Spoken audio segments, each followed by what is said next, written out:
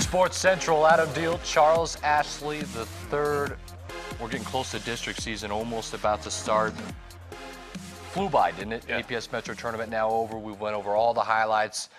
What do you think, real quick, as we look at this first half of the season?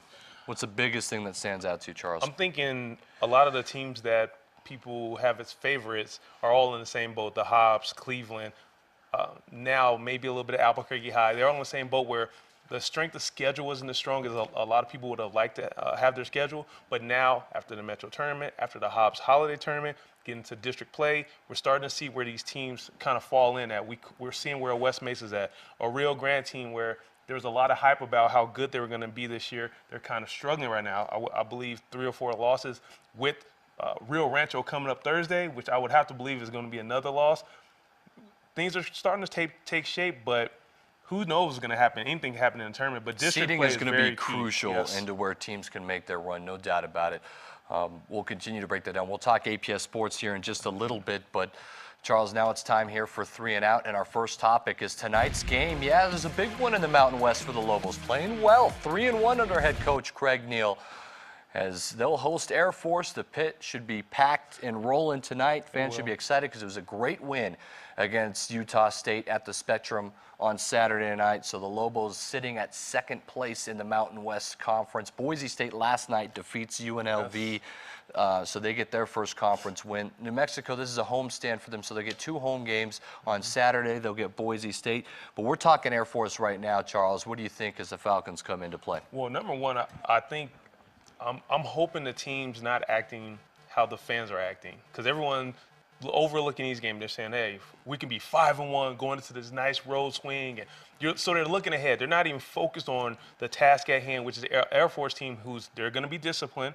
They shoot the ball very well. They're undersized, but a team that can shoot well, that can take you out of your element, you can be playing catch-up all game long. And we're not a great shooting team, so last thing we need to do is overlook anyone in the Mountain West.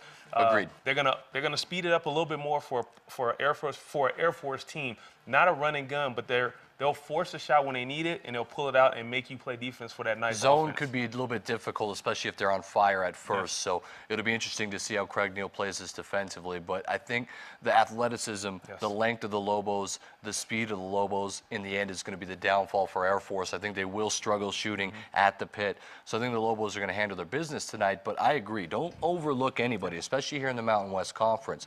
They're too young and inexperienced Yes. of a team to sleep on anybody. So sleeping on Air Force and overlooking to that Boise State game on Saturday would be detrimental. I think that New Mexico just needs to come out strong, not get a sloppy start, and put Air Force away early, because you're right, a shooting team who gets some confidence on the road can be disastrous for New Mexico. I just don't think it goes that way. Yeah, I think they're going to come here.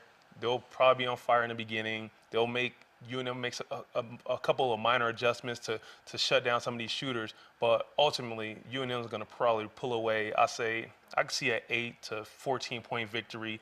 I don't think they're big enough. UNM's going to get a lot of putbacks. They're going to get second chance points. Those athletes are going to take over. I would like to see them get out and run a little bit, get the ball, push the pace, get Greenwood some easy shots, Delaney some easy shots, and have the other guys feed off that energy. 70-62 is my final score on this one. I think New Mexico does win. I want to see Deshaun Delaney get aggressive early. Yes. Okay. I think Lobos are at their best when Deshaun's playing a good game. Hugh Greenwood, we don't know what we're going to get as far as point-wise. Yes, he scored 22 points against Utah State, but he's inconsistent from the three-point line. He went 1 of 11 from the three-point line the game before that against San Diego State. So going 6 from 11 from the three-point line on Saturday night, you just don't know what you're going to get. But Deshaun Delaney needs to be a little bit more consistent, I think. Tim Jacobs coming off the bench is a good Solid. compliment to Hugh Greenwood. You like what Sam Langwood's been bringing. Who's going to have to step up? What's an X factor tonight? I think Logwood's going to have to definitely step up. A Jet's going to have to be big down there on the boards. I think Jacobs is going to really have to help out this game because of the tempo that Princeton's going to play at. It's a smaller team, so you don't want to have your Devin Williams on a guy that's 6'4". You prefer to have him on a 6'6" or taller type of person. And I agree. Whenever Delaney has come out and started well, shot the ball well early, the team feeds off him. They put up a lot more points. They're a little bit more confident. It takes pressure off the younger guys to make shots when your seniors are making their shots. And Coach Neal said it. Seniors need to be seniors, step up and do what they need to do, meaning make your shots, be the leader so we can follow and get this win. And that's it's going to happen tonight. I just want them to focus on this game, though. Last time New Mexico was at home, Sam Logwood had a career high of 15 points and was 5 for 5 from the field against Colorado State in an upset win. Real quick, Charles, Wyoming kind of not breaking away, but they're undefeated. Yeah.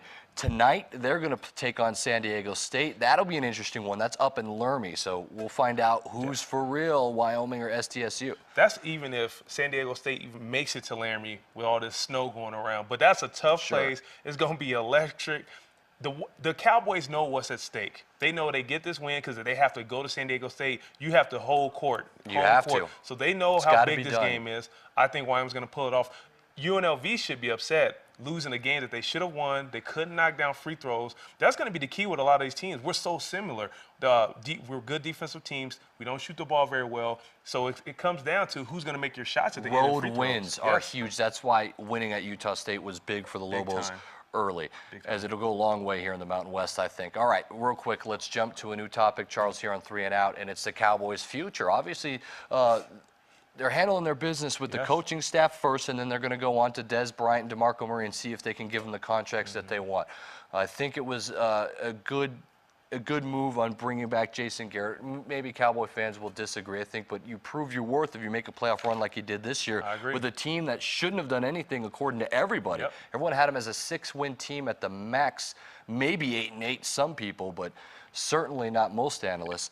I'm going to say bringing back Jason Garrett. Yes, you said that. I'll give you props. So I'm going to say real quick, Jason Garrett coming back is not the biggest thing. The biggest thing that they did was get Rob Marinelli, the defensive coordinator, to come back, a 3-year extension. So he's going to stick with the Cowboys. Everyone thought he was going to jump ship and go to your guy, Lovie Smith, at Tampa Bay, but he stays with the Cowboys. I think that's the biggest. Well, you show your loyalty to the coaching staff by giving extensions, giving a little bit more money, more incentive to stay, and then continuing what you're building. The Cowboys are building something phenomenal right now. Like it or not, Cowboy fans, Jason Garrett, you have a great line.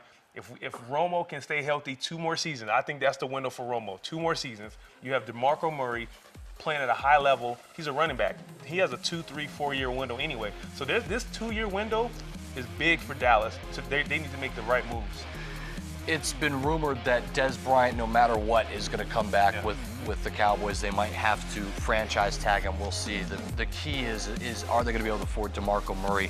That's what we'll find out in the next couple of weeks with the Cowboys. Keep it here. We're going to talk Nick Saban and Urban Meyer. Who's better? uSports Central.